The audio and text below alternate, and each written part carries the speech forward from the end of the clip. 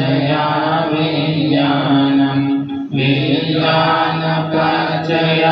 नामरूपं नामरूपपचया सलायतनं सलायतनपचया पसो पसपचया वेदना वेदनापचया तन्ना तन्नापचया उपादानम् उपादानपचया भवपचया जाति जातिपचया जरा मरणं शोकपरिदेव दुःखदोमनः सुपायासः सम्भवन्ति एवमेतस्य केवलस्य दुःखखण्डस्य समुदयो होतीति अविद्यायते मनसि सविरागनिरोधः संखारनिरोधो संखारनिरोधः विज्ञाननिरोधो विज्ञाननिरोधः नामरूपनिरोधो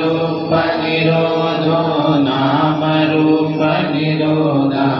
सलायतननिरोधो सलायतननिरोधः पसनिरोधो पसनिरोधः वेदनानिरोधो वेदनानिरोधः तन्नानिरोधो तन्नानिरोधः उपादाननिरोधो उपादाननिरोधः भवनिरोधो भवनिरोधः जातिनिरोधो जातिनिरोधः जरामरणं शोकपरिदेव दुःखदोमनः सुपायासः निरोचन्ति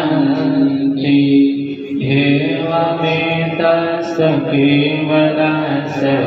दुःखखण्डस्य निरोधो होतीति अनेकजाति संसारं संभाविसम् अनीचितं गेहकारकं गवेशन्तु दुःखाजाति पुनः पुनः गेहकारकं दृष्टोऽसि पुनगेहं न कामसि सब्बाते भासुकाबन्धं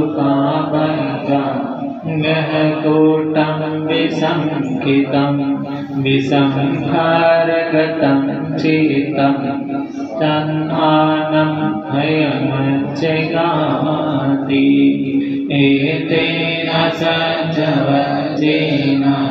स्तुतिते होन्तु सर्वदा एतेन सज्जवज्जेन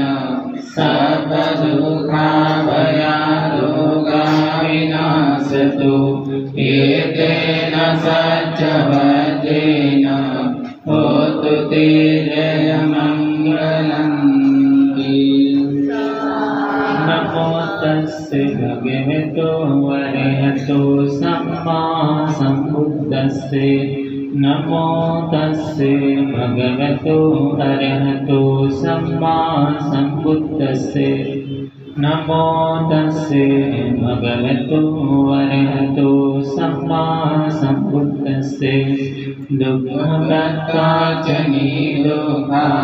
भयहर्ता च निभयः शोकहर्ता च निशोका बन्धु सवेति पाणिनो एतावता च हम्मेहि सम्पदं पुण्यसम्पदं सर्वे देवा अनुमोदन्तु सर्वसम्पत्तिसिद्धिः ज्ञानं ददन्तु सदाय शीलं रक्षन्तु सर्वदा भावना वीरता भवन्तु गच्छन्तु देवता गता सर्वे भूता पत्ता पंचकानं जयं बलम् अरहन्तानन्दतेजेन रथं वन्दामि सर्वसु आकाशटाज भूमाता देवानागा महीद्रिका पुण्यं धम्मनुमोदित्वा चिरं रक्षन्तु बुद्धशासनम् आकाशटाज भूमाता देवानागा महीद्रिका